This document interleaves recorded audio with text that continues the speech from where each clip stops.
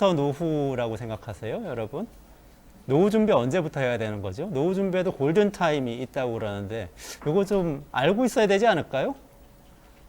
제가 이제 오늘 특별한 손님 한 분 모셨는데요. 국내 노후 설계 최고 전문가라고 말씀드릴 수 있고, 근데 저는 노후 설계를 넘어서 미국에 왜 오마하의 현인이 있다고 그러잖아요. 버크셔 해서웨이에.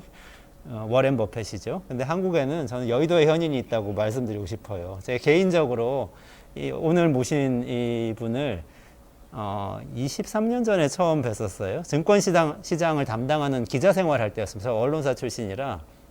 근데 그때 한국에서 제일 잘 나가던 투신운용사 대표님이셨거든요. 그리고 우리나라에서 가장 잘 나가는 금융 전문가, 금융 경영인이셨고, 그때는 우리나라 증시가 쫙 올라가고, IMF 끝나고 나서 뭐 위기라고 그랬다 쫙 올라가고 있을 때라서 굉장한 이제 이 각광을 받으시던 분이었는데, 지금 또 오랜 기간 동안 노후 설계 전문가로 또 전문가를 넘어서 인생에서 이런 지혜를 가지고 살아야 된다, 이런 말씀을 전해주시는 지혜로운 어른으로 활동 중이신 분을 모셨습니다.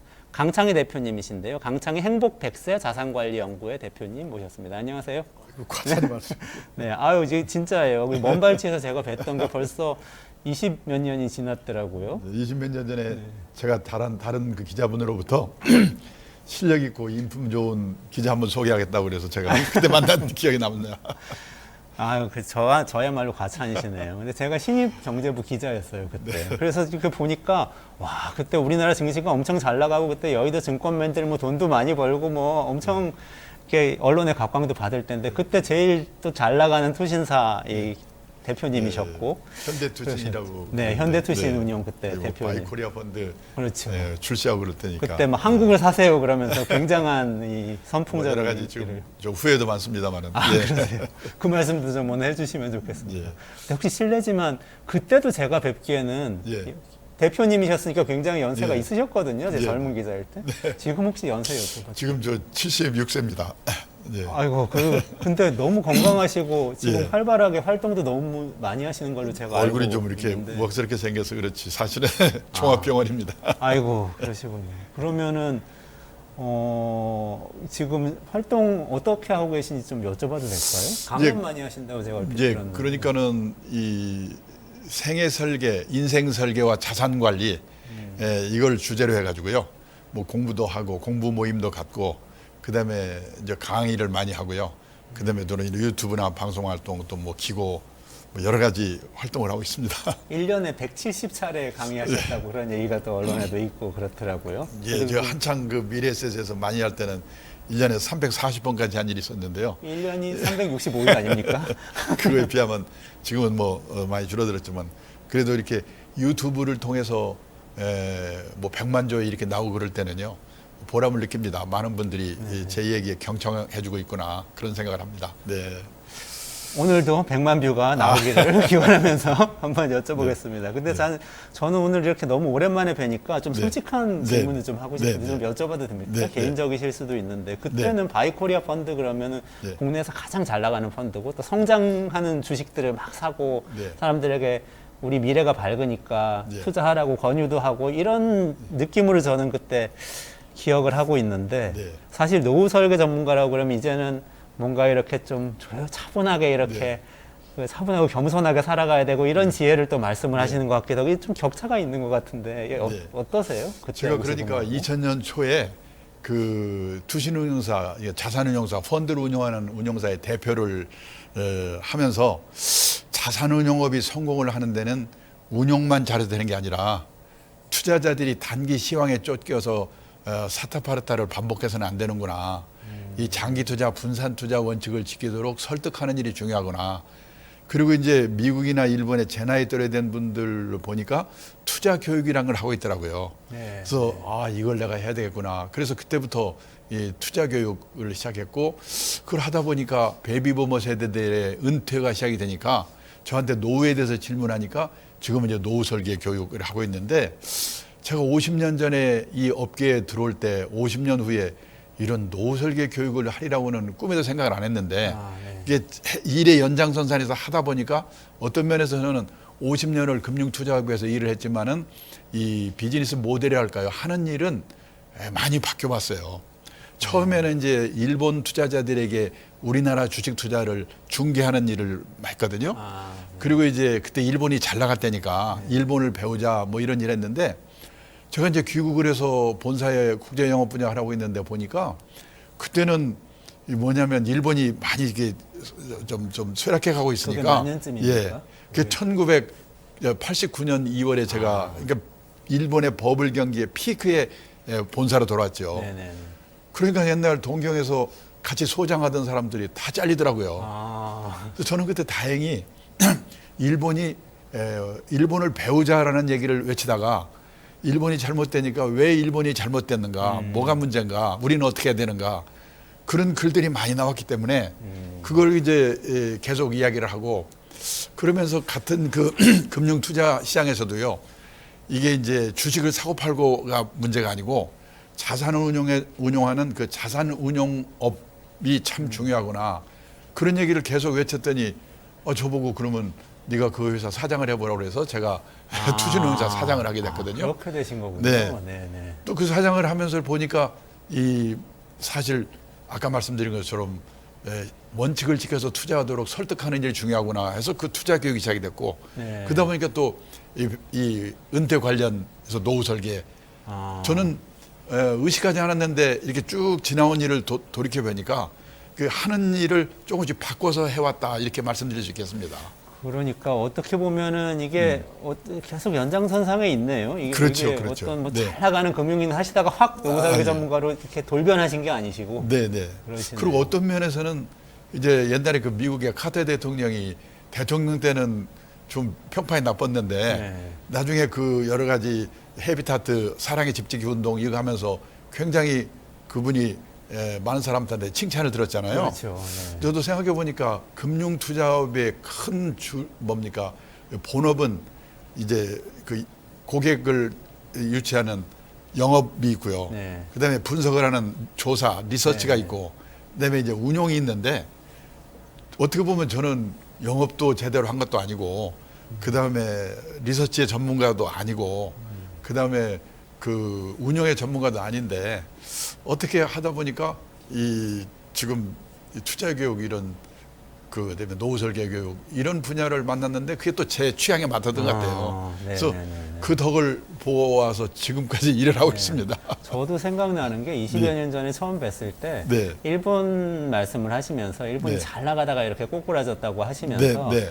그랬는데 그럼에도 불구하고 오랫동안 장기적으로 보고 예. 투자를 하는 거 네. 그리고 간접 투자를 해서 이렇게 전문가들에게 맡기는 거 이런 게 중요하다. 네. 그렇게 말씀하셨던 기억이 나요. 그때만 해도 막 개인 투자자가 훨씬 더 많고 이게 그렇죠, 간접 그렇죠. 투자는 펀드는 네, 네. 거의 없던 그런 네. 시기였거든요. 그래서 저는 그 투자의 원칙을 지키는 일을 설득을 하기 위해서 노력을 많이 했는데 지난번 동학개미 투자자분들을 보니까 참 쉽지 않구나 그런 생각을 네. 합니다. 네. 그리고 요즘도 뭐 가상자산 투자도 굉장히 많고. 네. 작년, 재작년에 자본시장연구원에서 발표한 자료를 보니까 어느 큰 증권회사에, 네. 증권회사에 20대 남성 주식 투자자들 그 매매 회전율이 평균 6,800%라고 그래요. 아, 그러니까 1년에 68번을 네. 사고 팔고 했다는 거거든요. 그게 저는 큰 문제가 그러면 68번을 사고 팔기 위해서 꿈에도 나타날 거 아니에요. 그렇죠. 또 이 일을 소홀히 할 거 아니에요. 네. 그리고 이게 어쩌다 한 번은 모르지만 계속 샀다 팔았다 일주일에 한두 번씩 해서 그게 계속 마치라는 법이 없거든요. 그렇죠. 그런 일들을 우리 그 후배들이 하고 있다는 생각을 하니까 참 마음이 복잡합니다. 그러니까 그게 투자라는 게 이렇게 막 공부해서 매일매일 뭘 살까 뭘 팔까 해가지고 한다고 네. 잘 되는 건 아니다 이런 그렇죠. 말씀이신 저는 거죠. 뭐냐면은 이 장기 예를 들어서 이 주식시장에서 성공을 하는 데는 뭐냐면 크가지 리스크가 두 개 있어요. 시장 리스크라고 그래서 아무리 좋은 걸 갖고 있다고 하더라도 급격한 이 시장의 사태를 나타나면 방법이 없거든요. 네. 그러면 그 상황이 지나갈 때까지 기다릴 수밖에 없기 때문에 장기 투자를 하는 거고 그 아무리 좋은 종목을 고른다고 해도 신의 한 이상 100% 우량 종목 고른다는 보장이 없기 때문에 5종목, 10종목, 20종목에 분산해서 투자하세요. 그래서 장기 투자, 분산 투자 원칙을 많이 얘기를 하는데도 많은 분들이 바빠 죽겠는데 뭐 사면 돈 버는가, 오르는가 떨어지는가 그 얘기만 하세요. 이러면 참 이제 제가 좀 마음이 약해지죠. 장기적으로 보려면은 또 그렇게 볼만한 이 예. 끈기도 있어야 되고 네. 또 안목도 있어야 되는 것 같은데 네. 그 쉽지는 않은 일인 것 같네요. 예. 그래서 참 저 그래도 하여튼 그 원칙을 지키도록 설득하는 일을 계속 하고 있고 그런데 이제 가끔 희망을 갖는 거는 제가 인생 설계 접목해서 이 재무 설계를 얘기하고 있는 거거든요. 그러면 옛날에는 노후 이야기니까 다 이 그 퇴직 직전에 있거나 퇴직한 분들만 와서 들었는데 지금은 20, 30대 젊은 분들도 많이 들어요. 아, 네. 어느 날은 댓글을 보니까 제가 지금 34살인데 지금 이 나이에 이 영상을 본 거를 행운으로 생각합니다. 그런 젊은 사람들이 늘고 있구나. 그래서 좀 희망을 갖고 일을 하고 있습니다. 그 말씀 들으니까 저도 갑자기 욕심이 나는데 네. 오늘 나오셨으니까 네, 제 네. 얘기 좀 여쭤보고 싶어요. 아니, 근데- 제가 이제 딱 한 50 딱 진입했거든요. 네, 네.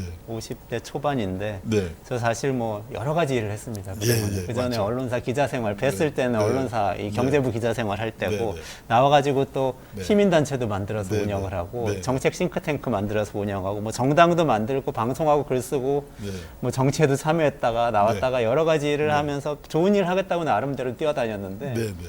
돈은 안 모입니다. 그리고 네. 돈 조금 모여도 강연하고 해서 좀 조금 모여도 전세금 금방 오르죠. 네. 뭐 교육비 들어가니까 모이진 않는데 지금 또 뭐 100세 시대로 그러니까 겁이 덜컥 나는 거예요. 지금 제가 뭐 정년 보장되는 직장에 있는 것도 아니고 예. 한 50년 더 살아야 된다 네. 그러면 어떻게 해야 되나 하는 그 제가 이제 뭐 예를 들어서 그런 어떤 시민운동 일을 하시는 이런 분들의 형편을 잘 모르기 때문에 제가 함부로 말씀드릴 수가 없겠는데 우선 이제 한번 비교를 해보실 필요가 있는데 지금 작년에 잡코리아라는 취업 컨설팅 업체에서 발표한 자료를 보니까 우리나라 40세 이상 직장인이 체감하는 평균 퇴직 연령이 51.8세래요.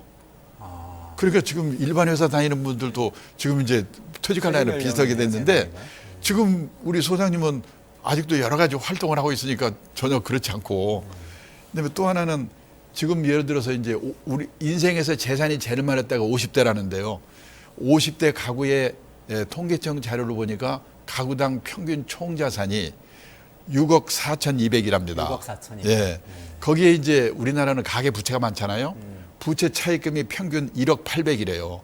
그걸 빼면 5억 3,400이 순자산 자기 자본인데 언제 생각하면 50대 후반에 5억 3,400 있으면 그럭저럭 먹고 살 수 있을 거 아닌가 이렇게 생각이 드는데 문제는 그 중에서 살고 있는 집값이 4억 9,500이에요. 아, 그러면 3,900 남거든요. 네.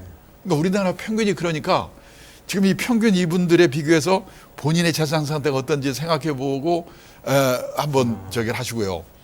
그다음에 저 이렇게 이제 좀 어느 면에서 여러 투잡, 쓰리잡을 하시는 분이잖아요. 네. 저는 지금 투잡, 쓰리잡의 시대거든요. 아, 그래요? 그러니까 미리 그거 하신 거니까 오히려 다행이고 대신 투잡, 쓰리잡을 했을 때 거기에서 받는 그 뭡니까 그 보수 있잖아요. 네네. 그런 것들이 세연하지 않도록 잘 해야 되는데 제일 중요한 게 뭐냐면 연금으로 세상을 떠날 때까지 세조생활비 벌려면 어떻게 해야 되는가. 아, 네. 그 이제 퇴직연금 같은 경우는 정해진 딱 직장이 없기 때문에 뭐지 가입 안 했을지 모르겠는데 국민연금은 소득 있으면 무조건 하니까 그건 했을 거고요. 네네. 거기다가 저기 뭡니까 퇴직연금이 가입이 안 됐다 그러면 개인형 퇴직연금이라는 게 있어요. 네. IRP라고 그러죠. IRP. 예, 이걸 가입해 있습니다. 가입했죠. 그 전에 직장 예, 때 예. 퇴직연금이 있었어요. 예. 한 번 있는 거를 이제 계속 그렇죠. 이렇게 거기다가 IRP에다가 하여튼 틈나는 대로 돈을 넣어가지고 네. 그다음에 그거는 가입만 하는 게 중요한 게 아니고 그 IRP 안에 들어가 있는 그 연금 자산 있잖아요. 네네. 이거를 운용을 잘해야 돼요. 그래서 미국의 투자가들 보면은 대개 펀드 투자를 공부하는 시기가 IRP 잘하기 위해서 하는 거거든요. 아마 제가 모르긴 몰라도 그렇게 해서 넣어놓기만 했지 관심도 없을 거예요. 은행에 맡겨놨죠. 예, 은행에서 예. 뭐 더더군다나, 처음에 그냥 예, 더더군다나. 기본 옵션. 예, 같은 그러니까 거 수익이 안 나거든요. 예를 들어서요, 이 퇴직연금 자산의 운용 수익률을 보면 미국 같은 경우에 과거 10년 한 8% 정도거든요. 우리나라는 2%예요.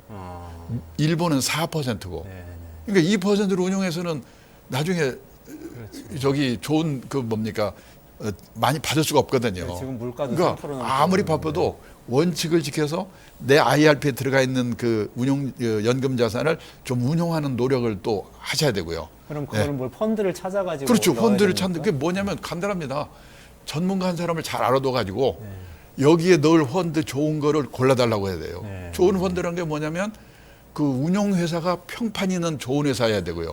과거 운영 실적이 좋아야 되고 그다음에 수수료가 너무 비싸지 않아야 되고 이 세 가지만 딱 체크하면 돼요. 그래서 거기다가 집어넣어놓고 그걸 지금 어떻게 보면 펀드에 적립식 투자하는 거거든요. 네네네.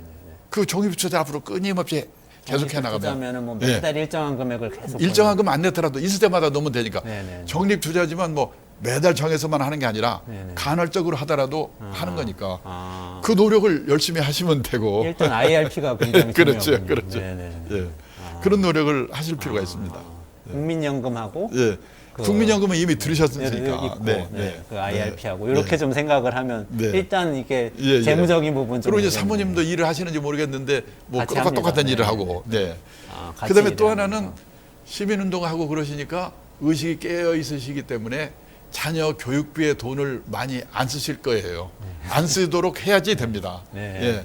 지금 제가 얼마 전에 보니까 이 재작년에 조사해 보니까 40대 후반에 네. 이 맞벌이 하는 세 커플을 인터뷰했는데 그 중에서 돈을 가회비, 자녀 교육비를 제일 덜 쓰는 집이 얼마냐면은 1억을 벌어가지고 3,360만 원을 쓰더라고요. 아, 그러면요, 애들을 로봇 만들어요. 엄마가 다 골라서 그냥 시키는 대로 하니까. 지금은 직업이 사라지는 시대잖아요. 네네. 새로 생기고 네. 생각하는 능력이 있어야 되거든요. 네.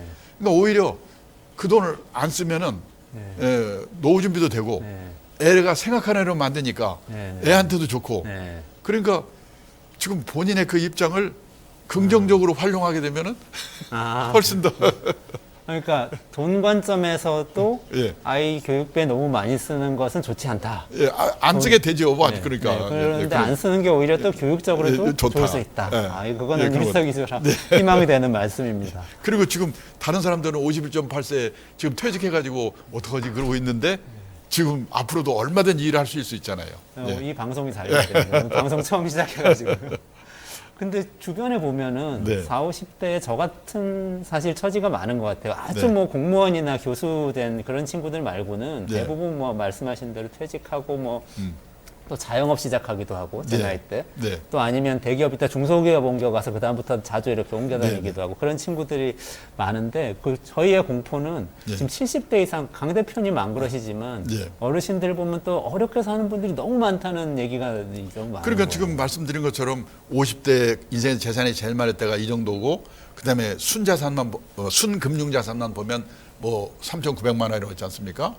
그러니까 연금 있는 분들은 상관없는데 그래서 결국은 뭐냐면은 선진국의 경우에도 그런 경우에는 뭔가 일을 찾는 방법밖에 없어요. 네. 지금 예를 들어 이웃나라 일본도 이 퇴직한 분들이 하는 일을 보면요.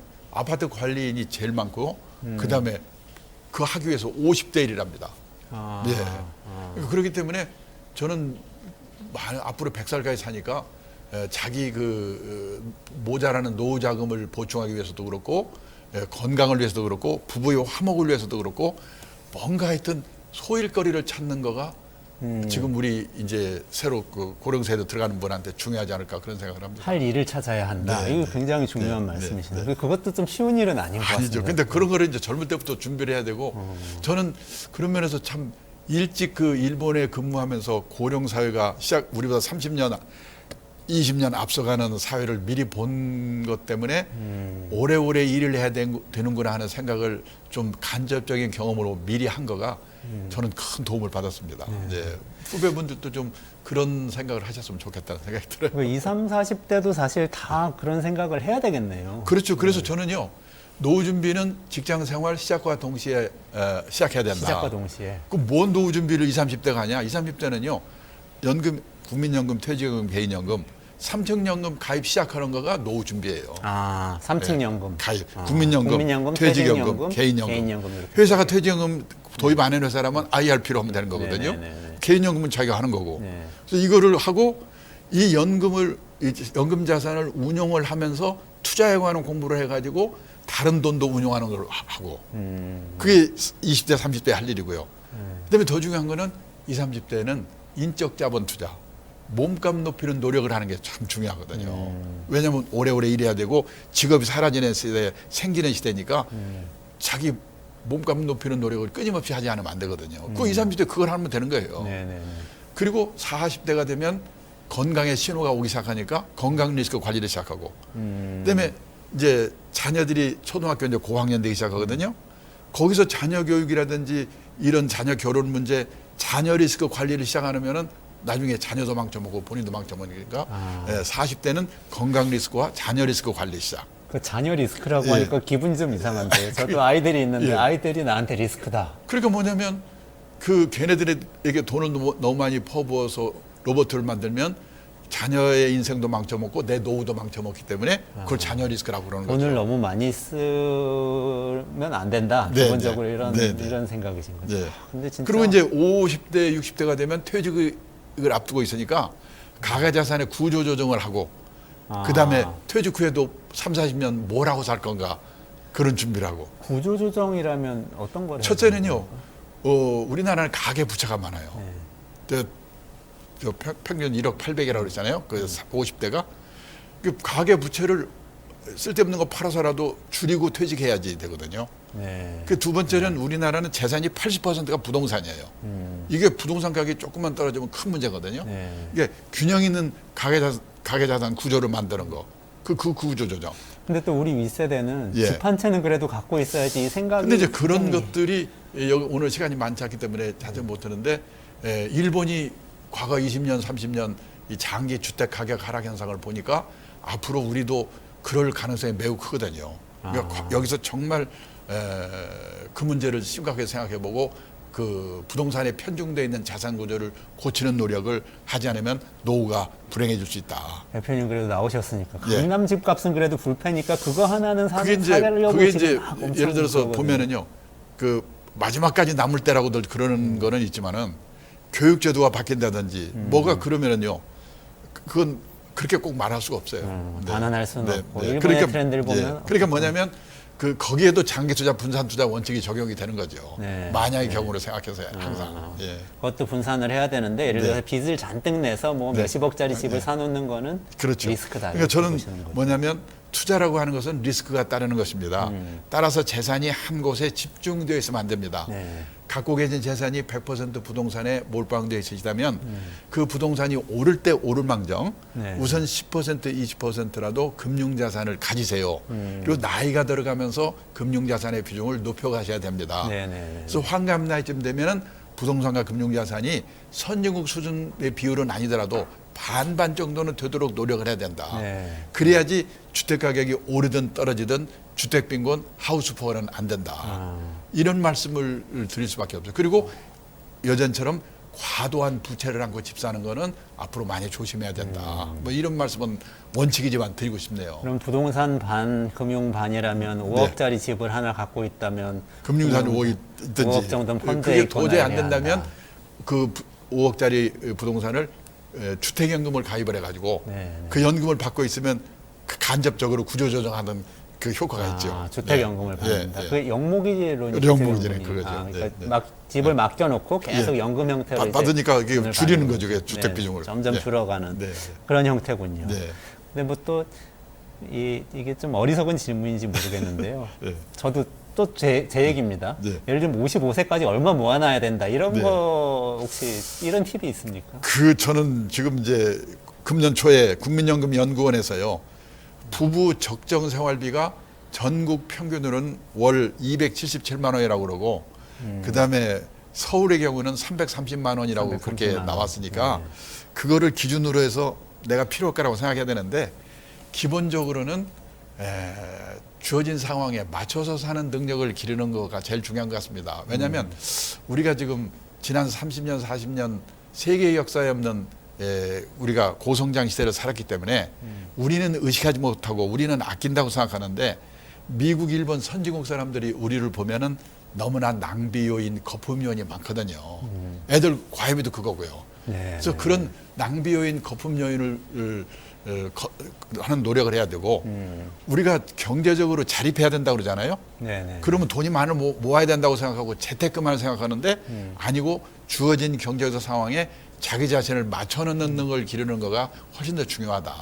네. 그런 말씀을 드릴 수가 있는데. 잘 적응해야 한다 이런 그렇죠, 말씀이신데 그렇죠. 요즘 또 젊은 분들 사이에서는 경제적 자유라는 말이 또 유행을 네. 하거든요. 잘 아실 텐데 이게 네. 어쨌든 젊을 때 확 자산을 모아놓고 자유롭게 이제 여러 가지 일을 하고 그래야 또 인적 자본도 쌓이고 근데 이런다는 하나 생각인 것 그분들이 같아요. 오해하고 있는 게 뭐냐면 경제적 자유라는 거는 뭐냐면 많이 모아서 그냥 이 돈 걱정 없이 살자고 그러는데 사실 그게 이제 미국이나 이런 데서 그 한 사람들 보면 극도로 절약을 해서 어느 정도 자금을 마련해 가지고 또 극도로 절약하는 생활을 하면서 자기 하고 싶은 일을 한다.